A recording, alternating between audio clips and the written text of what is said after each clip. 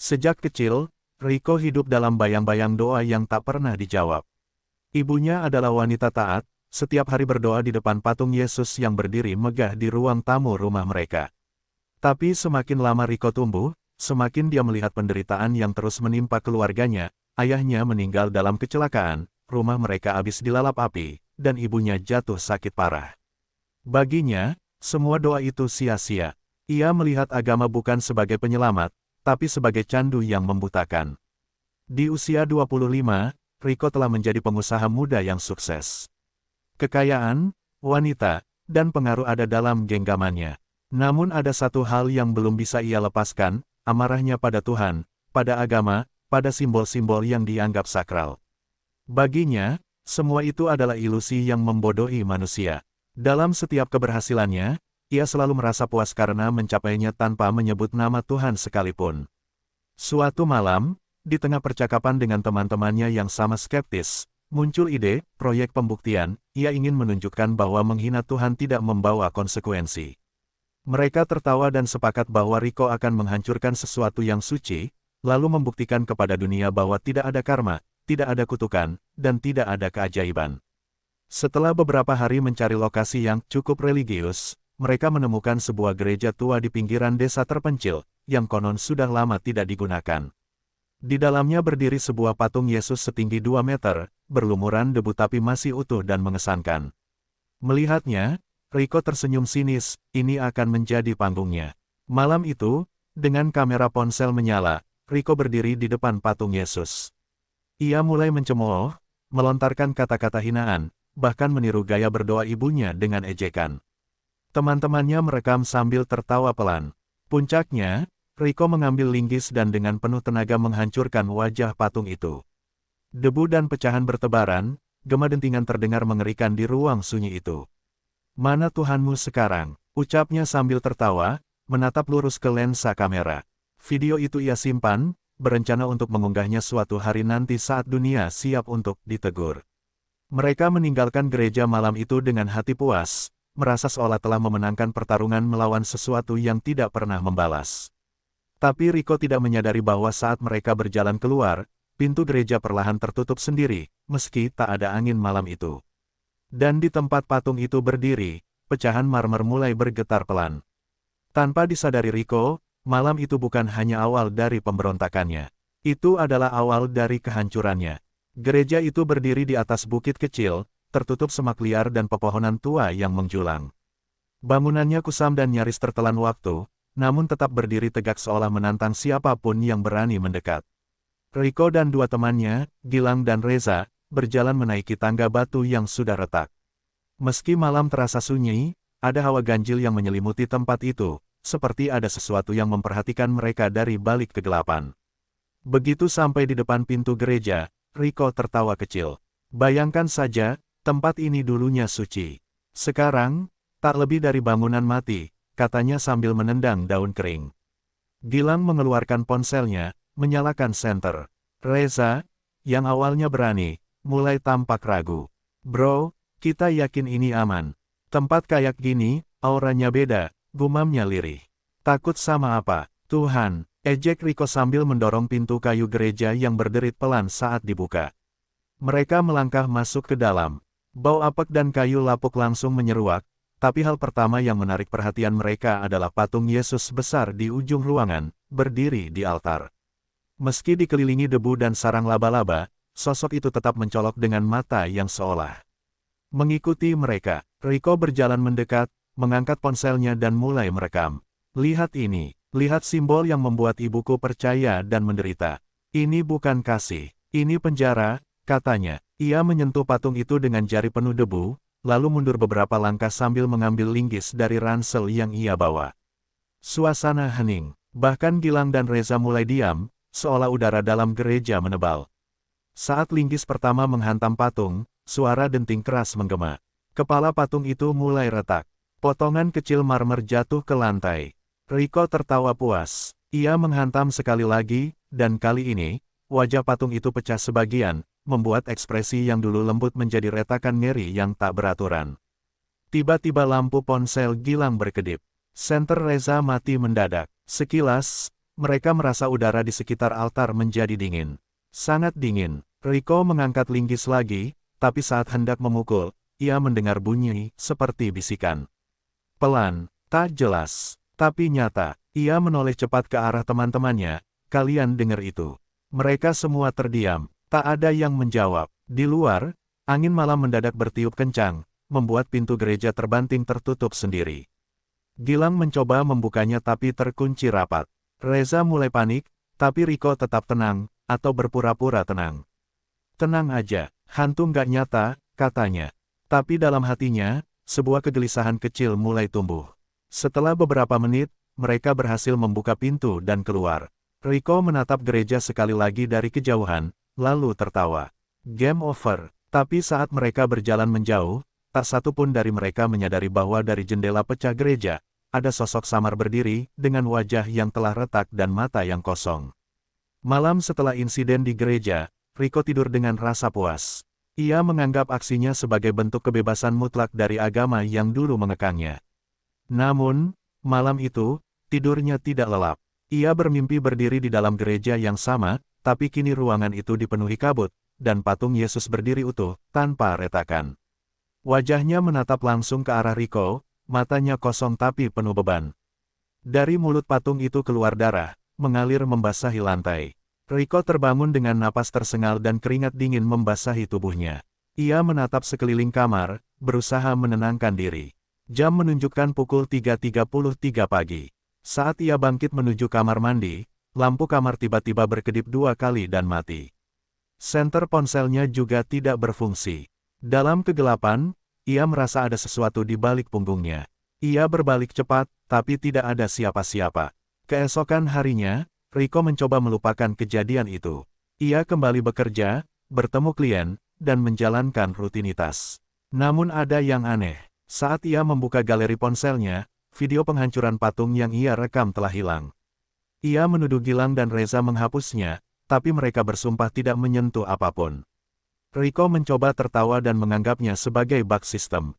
Namun, keganjilan terus muncul.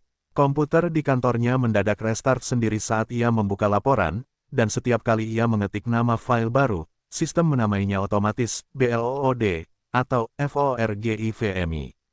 Ia pikir itu virus, tapi IT tidak menemukan apapun.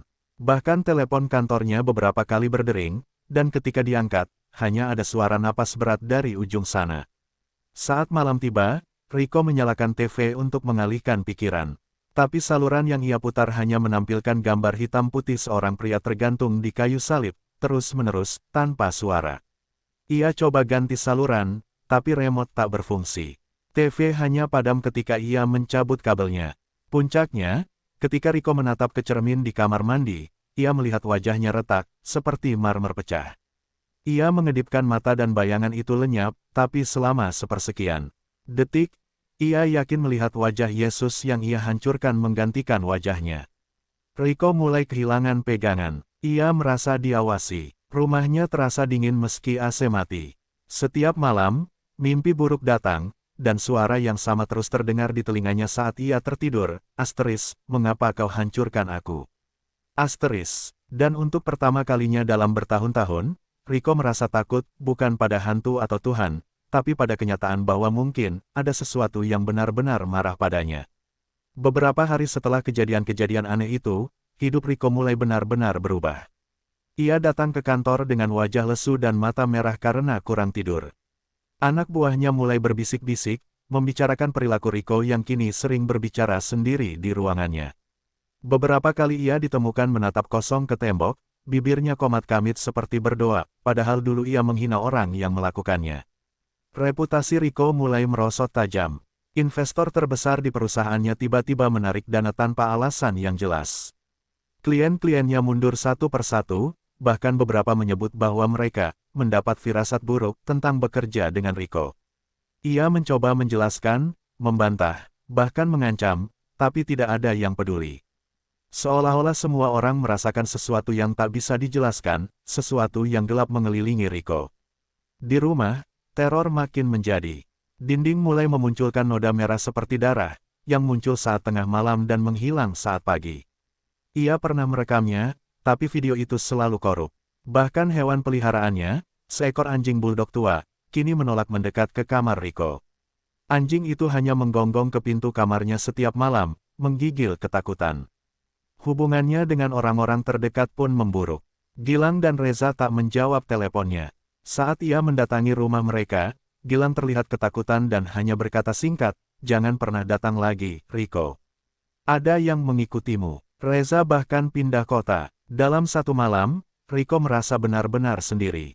Ia mulai mencari jawaban di internet, membacakan artikel-artikel tentang kutukan, hukuman spiritual, hingga fenomena supranatural. Tapi semua itu hanya membuatnya semakin panik. Ia mulai kehilangan logika, kehilangan kendali. Di suatu malam yang sunyi, ia mendengar suara tangisan dari balik lemari. Saat dibuka, tak ada apa-apa, tapi suara itu masih terdengar, seakan berasal dari dalam dinding. Saat ia berkaca di malam hari, kini bayangan dirinya di cermin tak bergerak serempak.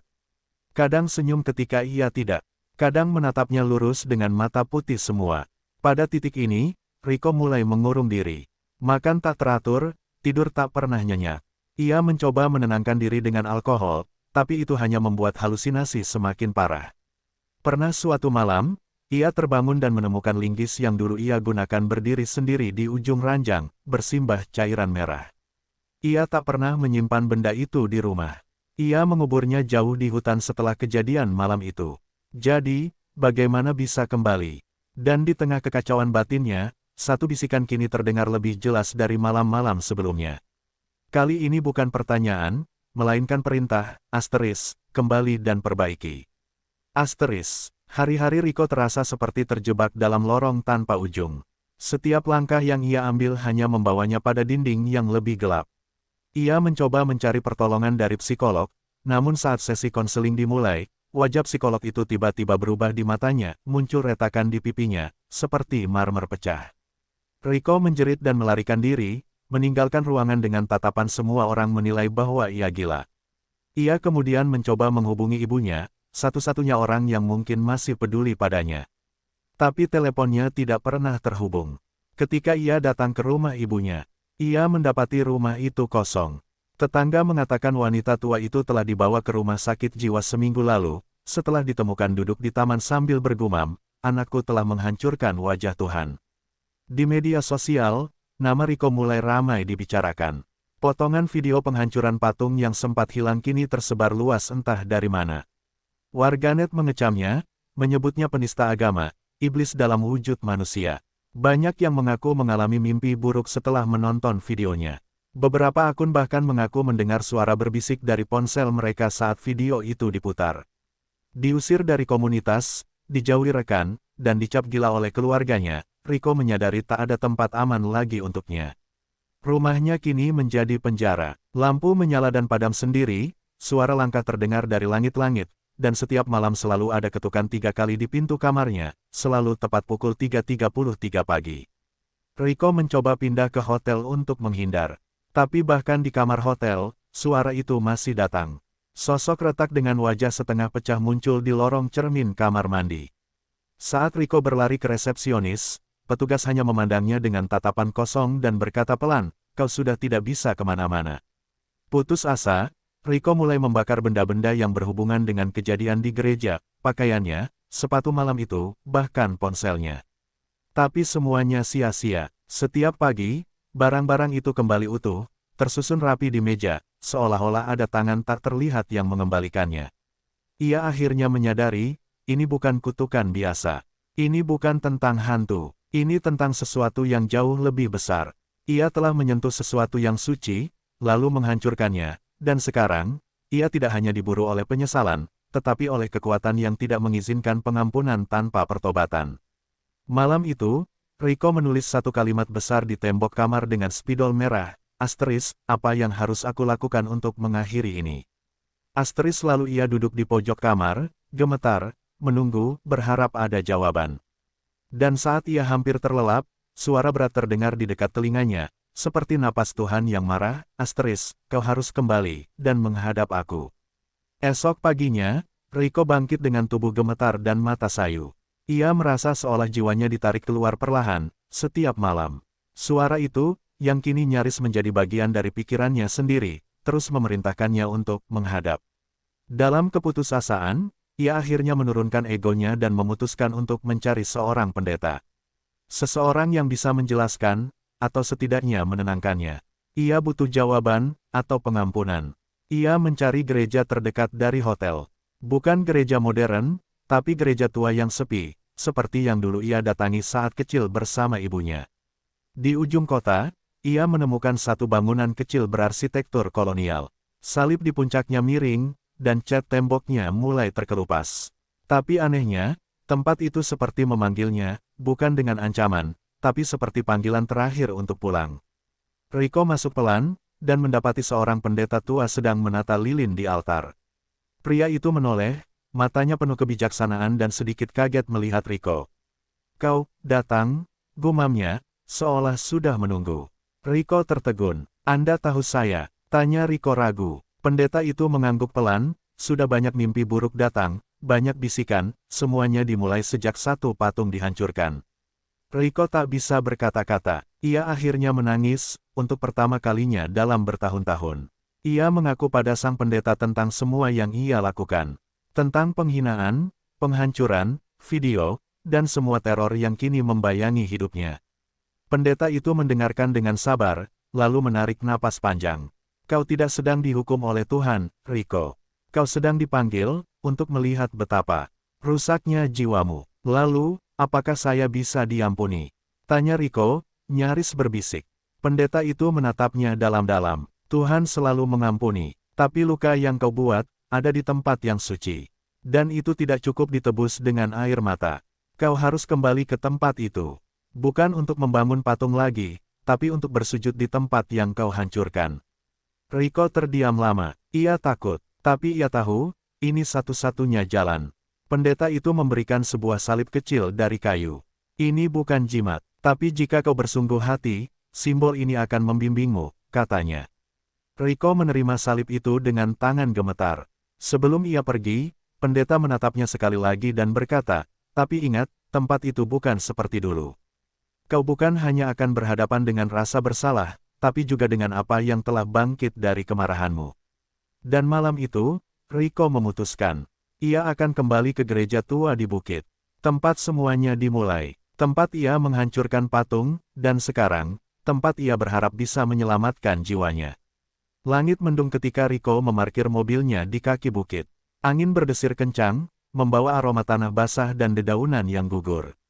Bukit itu masih tampak seperti dulu, sepi, terlupakan, namun kini terasa lebih berat, seolah tanahnya sendiri menyimpan kemarahan. Rico menggenggam salib kecil yang diberikan pendeta, lalu mulai menaiki tangga batu, satu demi satu, dengan langkah yang ragu. Setiap langkah menuju gereja terasa seperti melangkah ke dalam tubuh masa lalu yang belum selesai. Bangunan itu masih berdiri, meski lebih suram dari sebelumnya. Jendela-jendela kaca pecah, dan pintunya setengah terbuka seperti mengundangnya masuk, atau menjebaknya. Rico menghela napas, lalu mendorong pintu itu pelan. Bunyi engsel yang berderit menyambutnya, seperti suara rintihan dari roh yang telah lama tertidur. Di dalam, altar tempat ia menghancurkan patung masih tampak rusak. Potongan marmer patung berserakan, namun kini tersusun rapi, seolah seseorang mencoba membangunnya kembali, tapi gagal. Rico mendekat, lututnya lemas. Ia menjatuhkan diri di depan puing-puing itu, menggenggam salib erat-erat, dan untuk pertama kalinya, ia berdoa, bukan dengan kata-kata yang dihafal, tapi dengan hati yang porak-poranda. "Kalau engkau memang ada, dan aku telah menghancurkanmu, maka biarlah aku yang hancur juga," bisiknya lirih. Tapi tiba-tiba, suasana berubah. Angin berhenti, udara menjadi berat, lalu dari balik gelap pojok gereja, terdengar suara langkah, pelan, mendekat. Rico menoleh, dan tubuhnya kaku. Sosok itu muncul perlahan dari bayangan, tinggi, tubuhnya retak seperti marmer yang pecah, dan wajahnya setengah hancur, namun masih menyerupai patung yang dulu ia rusak. Sosok itu tidak bicara, ia hanya menatap Rico, dan dari matanya, yang kosong, mengalir darah. Rico ingin lari, tapi kakinya tak bisa bergerak. Jantungnya berdetak kencang, dan pikirannya berteriak. Tapi suara di kepalanya hanya berkata satu hal berulang-ulang, "Asteris, lihatlah akibat dari kebencianmu." Asteris. Tiba-tiba, bangunan gereja bergetar. Lilin-lilin lama yang seharusnya sudah mati menyala sendiri. Dinding gereja dipenuhi bayangan orang-orang bersujud, menangis, memohon, lalu menghilang. Rico menutup mata dan berteriak, "Aku minta maaf. Aku salah. Aku salah." Ketika ia membuka matanya lagi, sosok itu sudah tidak ada. Tapi udara masih pekat, dan Rico merasa seperti ada sesuatu yang masuk ke dalam dirinya, bukan roh, bukan iblis, tapi kesadaran. Tentang siapa dirinya, apa yang ia lakukan, dan apa yang harus ia hadapi. Ia berdiri perlahan, tubuhnya lemah. Tapi langkahnya kini mantap. Ia tahu belum selesai. Ini bukan pengampunan, ini hanya permulaan pertobatan. Ia berjalan keluar gereja, tapi sebelum melewati ambang pintu, ia menoleh sekali lagi ke dalam. Dan dari altar yang kosong, samar-samar, terdengar suara, "Datanglah kembali, saat hatimu benar-benar bersih." Beberapa hari setelah kejadian di gereja, Rico merasa sedikit lebih tenang. Tidak sepenuhnya damai, tapi tidak lagi dihantui setiap malam. Ia masih belum bisa tidur nyenyak, namun suara bisikan yang selama ini mengganggunya mulai mereda. Ia tahu ini belum akhir. Ia butuh jawaban, dan satu-satunya orang yang mungkin masih tahu sesuatu adalah Reza. Setelah melacak lewat kenalan lama, Rico menemukan kota tempat Reza pindah. Ia menyewa mobil dan berangkat tanpa berpikir panjang. Hatinya gelisah. Ia belum pernah benar-benar bicara dari hati ke hati dengan Reza sejak peristiwa itu. Dan dalam diamnya, Rico mulai menyadari, Reza tampaknya tahu sesuatu sejak awal. Bahkan saat mereka menghancurkan patung itu, Reza yang paling diam, paling takut. Ia tiba di rumah sederhana di pinggiran kota. Saat pintu dibuka, Reza tampak jauh lebih kurus, matanya cekung, dan ia tampak kaget melihat Rico berdiri di depan rumahnya. "Jangan katakan kau kembali untuk minta maaf," kata Reza dengan suara serak. Rico mengangguk pelan. "Bukan cuma itu. Aku ingin tahu, apa yang sebenarnya terjadi malam itu. Dan kenapa seolah semuanya memburuku, tapi tidak kamu." Reza terdiam lama, lalu mempersilakan Rico masuk. Di ruang tamu, Reza membuka laci kecil dan mengeluarkan sebuah buku tua. Sampulnya dari kulit, berdebu, dan bertuliskan Latin kuno. "Ini milik kakekku. Dia dulunya penjaga gereja itu," kata Reza pelan.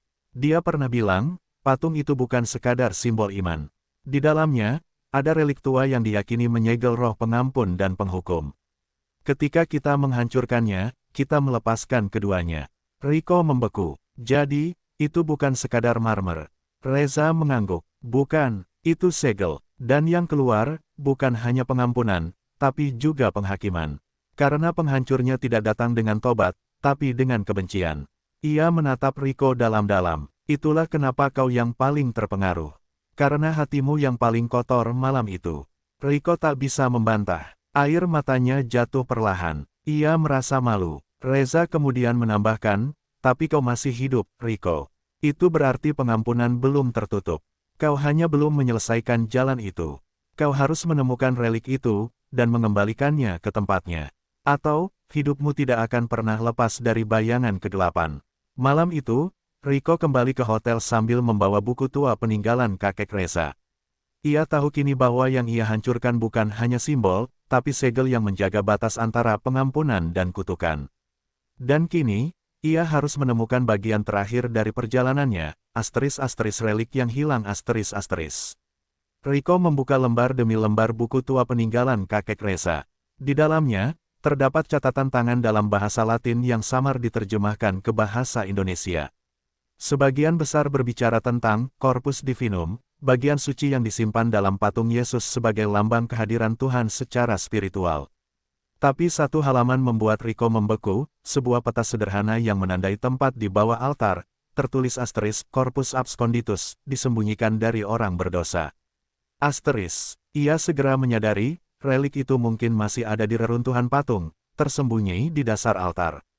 Tapi waktu semakin sempit. Rico mulai merasakan gejala aneh lagi, bayangan bergerak sendiri, suara-suara mulai kembali di malam hari, bahkan salib kayu yang diberikan pendeta tiba-tiba retak di tengah. Dengan bekal alat senter, salib retak, dan buku tua, Rico kembali ke gereja tua di bukit, kali ini dengan lebih banyak rasa hormat. Tidak ada niat untuk menantang atau membuktikan sesuatu, hanya niat tulus untuk memperbaiki. Langkahnya pelan ketika ia memasuki bangunan itu lagi, yang kini lebih sunyi dari sebelumnya, seolah dunia menahan napas. Ia berdiri di altar, membaca kembali instruksi dari buku itu.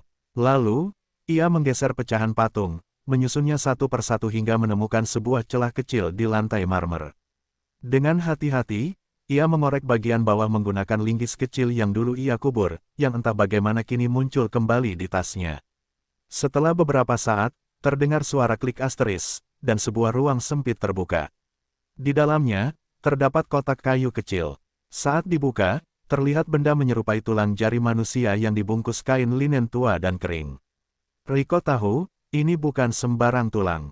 Ini adalah asteris relik yang selama ini menjaga batas antara pengampunan dan kutukan. Ia menggenggamnya pelan, lalu bersimpuh di altar yang rusak.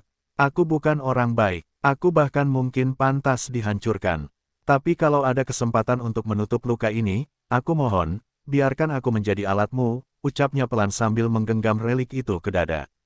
Seketika, udara di sekelilingnya berubah. Dari dinding gereja, cahaya samar muncul, seperti tangan yang memberkati. Namun sebelum ia bisa berdiri, tanah berguncang. Sosok marmer retak itu muncul kembali dari kegelapan belakang gereja. Kali ini lebih jelas, lebih besar, dan lebih menakutkan. Tapi Rico tidak lari. Ia berdiri, menatap langsung ke arah makhluk itu, dan mengangkat relik tinggi-tinggi sambil berseru, dalam nama kasih yang kusepelekan, dan pengampunan yang kuingkari, aku mengembalikan ini. Sosok itu menjerit, tidak marah, tapi seperti dilepaskan dari beban. Tubuhnya runtuh menjadi debu yang terhempas cahaya. Gereja itu gemetar sekali lagi, lalu sunyi. Tidak ada teriakan, tidak ada bayangan, hanya damai, dan cahaya pagi yang perlahan masuk dari celah jendela. Pagi datang perlahan, membawa aroma tanah basah dan angin yang hangat. Untuk pertama kalinya setelah sekian lama, Rico bisa bernapas tanpa merasa diawasi. Gereja itu kini terasa berbeda, bukan karena tidak ada lagi bayangan, tapi karena hadirnya ketenangan. Ia duduk di depan altar rusak, memandang relik kecil yang kini kembali dalam tempatnya. Cahaya mentari menyinari puing-puing patung yang telah ia hancurkan, seolah memberkati sisa-sisanya. Ia tidak tahu apakah Tuhan telah memaafkannya. Tapi ia tahu satu hal, ia telah mencoba memperbaiki. Mungkin itu awal dari segalanya. Tidak ada suara gaib, tidak ada penglihatan, hanya sunyi yang terasa jujur, dan untuk Rico, itu lebih dari cukup. Ketika ia berjalan keluar gereja, ia mendapati seorang wanita tua duduk di tangga batu. Rambutnya beruban, dan wajahnya penuh keriput, tapi ada ketenangan dalam matanya. Ia menatap Rico dan berkata pelan, patung itu tak pernah meminta disembah, nak. Tapi kau telah belajar menghormatinya, dengan cara yang paling menyakitkan. Rico menatap wanita itu lama, dan tiba-tiba terlintas wajah ibunya. Ia ingin bertanya, tapi wanita itu berdiri, tersenyum, lalu berjalan pergi ke arah pepohonan dan menghilang. Seolah hanya hadir untuk mengucapkan selamat tinggal. Rico kembali ke kota. Kali ini bukan untuk melarikan diri, tapi untuk hidup. Ia menemui pendeta tua, mengembalikan buku peninggalan Reza, dan bersumpah akan mengabdi di gereja itu. Bukan sebagai pengkhotbah, tapi sebagai penjaga. Penjaga tempat yang pernah ia rusak, sekaligus penjaga hatinya sendiri. Reza mengunjunginya seminggu kemudian. Mereka duduk diam di bangku panjang gereja, berbagi keheningan yang tidak lagi menyakitkan. Reza hanya berkata, kau kembali hidup. Rico mengangguk, ya, tapi tidak sebagai orang yang sama. Tahun-tahun berlalu, gereja tua itu perlahan dipulihkan. Namun patung Yesus tidak pernah dibangun kembali. Di tempatnya kini berdiri altar kosong dengan satu tulisan kecil. Asteris, di sini pernah dihancurkan sebuah lambang. Tapi dari kehancuran itulah, seorang manusia belajar mengenal kasih. Asteris, Rico tetap tinggal di sana, menjaga, membersihkan, merenung. Dan meski hidupnya tidak pernah sempurna, setidaknya, ia tahu, ia tidak lagi hidup dalam bayangan. Ia telah diselamatkan, bukan karena ia layak, tapi karena ia akhirnya memilih untuk berubah.